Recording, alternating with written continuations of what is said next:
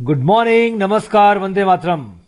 दोस्तों 32 ईयर्स से इंग्लिश पढ़ाते पढ़ाते कैट के लिए, क्लैट जैसे नेशनल एग्जामिनेशंस के लिए और गवर्नमेंट जॉब्स के लिए लाइक बैंकिंग और एसएससी, मैंने यही सीखा है कि यदि आपको इन एग्जाम में सक्सेस चाहिए तो 3 चीजों पर फोकस करिए। सबसे पहला है ग्रामर, दूसरा है वोकेबुलरी और तीसरा है रीडिंग कॉम्प्रीहेंशन। इन तीनों चीजों पर रेगुलर थोड़ा थोड़ा काम किया जाए तो आप किसी भी एग्जाम में सक्सेस प्राप्त कर सकते हैं। और इसलिए आज हम पेश कर रहे हैं 64th capsule, sentence improvement first. She is so proudy that she will not submit to correction.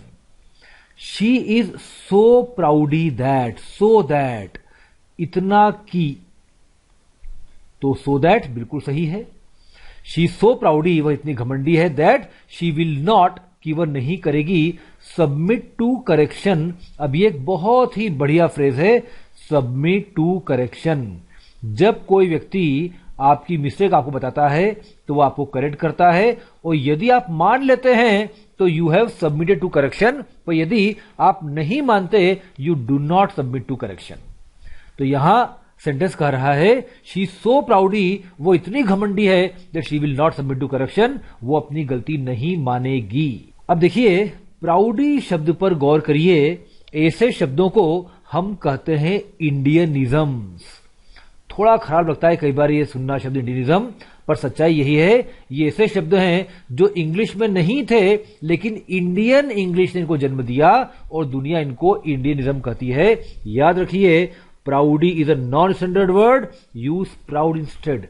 इसकी जगह हमें केवल प्राउड लगाना चाहिए। She is so proud that she will not submit to correction. तो प्राउड का ही मतलब घमंडी होता है। प्राउडी जैसा कोई शब्द स्टैंडर्ड इंग्लिश में है ही नहीं। चलिए आगे बढ़ते हैं दोस्तों। Word power, what is the good word? Searching frantically to find the hidden jewels, the thieves proceeded to dash the entire house.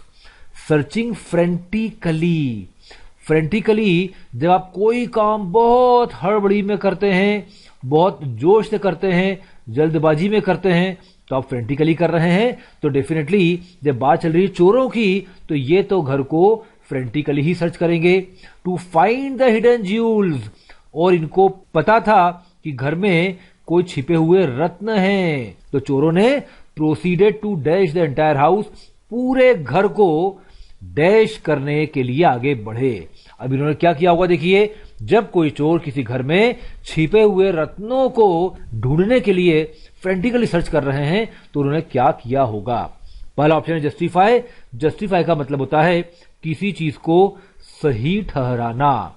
To prove to be right, जब किसी चीज को आप सही सिद्ध करते हो तो आपने उसको जस्टिफाई किया है। डार्कन का मतलब होता है अधिक गहरा करना, अधिक गहरा काला करना। To make something bold, to make something dark. ध्यान दीजिए दोस्तों, एडजेक्टिव में हम जब en लगाते हैं पहले या बाद में तो इससे वर्ब बनती है dark, darken. Soft, soften. Large का बनता है एनलार्ज, तो en पहले भी हो सकता है और बाद में भी हो सकता है। एम्प्लीफाई का मतलब होता है टू एनलार्ज, बड़ा करना। अब बड़ा कैसा करना? साइज में भी हो सकता है और साउंड भी हो सकता है। टू इंक्रीज द साइज और intensity of something is to amplify. Ransack का मतलब होता है लूटपाट करना, तोड़ फोड़ करना, तहस नहस करना।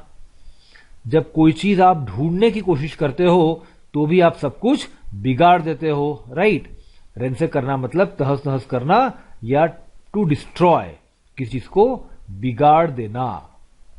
और ग्लोरीफाई किसी को बहुत हाई पोर्ट्रे करना, टू पोर्ट्रे समथिंग और समबडी एज वेरी गुड।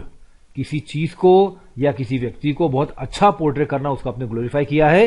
तो बताइए, चोर जब छिपे हुए रत्नों को ढूंढ रहे थे तो इन्होंने पूरे घर को क्या किया होगा? डेफिनेटली रेंसेक कर दिया होगा। ये पूरे घर में ज्यूल्स ढूंढने के लिए जो हाथ में आ रहा होगा उसे फेंक रहे होंगे और पूरा घर तहस नहस कर दिया होगा। Best option is D, ransack. आइए बढ़ते हैं। Let's understand the world better. अब यह जो हमने लिया है फ्री प्रेस के 16 जुलाई के एडिशन से, इस छोटे से पैराग्राफ 3 चीजें हैं। पहले एक ऑब्जर्वेशन है, बाद में उसको एनालाइज किया गया है और लास्ट में अपना एंटीसिपेशन प्रस्तुत किया गया है। गौर करें, सबसे पहले निरीक्षण किया गया है, बाद में उस निरीक्षण का विश्लेषण किया गया है और अंत में अपना पूर्वानुमान प्रस्तुत किया गया है। सबसे पहले ऑब्जर्वेशन, निरीक्षण। A crystal ball gazing.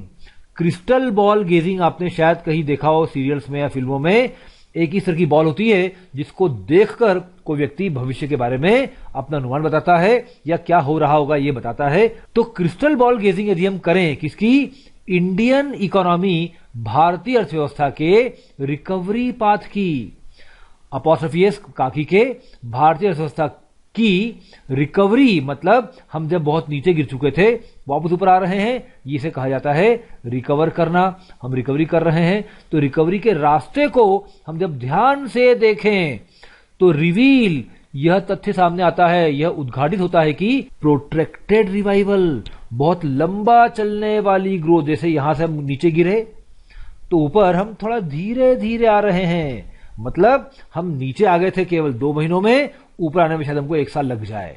इसे कहते हैं प्रोट्रैक्टेड रिवाइवल, कि रिवाइवल थोड़ा धीमा हो रहा है, हमको वापस पुनर्जीवन प्राप्त करने में लंबा समय लग जाएगा। अब इसको एनालाइज कर किया गया है, देखिए, it is more pronounced. Pronounced का मतलब क्या होता है, जब कोई चीज बहुत स्पष्टता से दिखती है तो उसे कहते हैं इट इज मोर प्रोनाउंस्ड। अब ये ज्यादा स्पष्टता से कैसे दिखती है आपको, with the latest prints of, जो नए नए प्रिंट्स आए किस बारे में, इंडिकेटर्स, संकेतक। कई सारे घटक होते हैं, कई सारे गुणांक होते हैं, कई सारे सूचकांक होते हैं जो बताते हैं कि इकोनॉमी की हालत क्या है, इन्हें कहते हैं इंडिकेटर्स। तो ये इंडिकेटर्स जो लेटेस्ट प्रिंट्स आए हैं। अब कौन से indicators, capturing the real economy, असली अर्थव्यवस्था को कैप्चर करने वाले, प्रदर्शित करने वाले।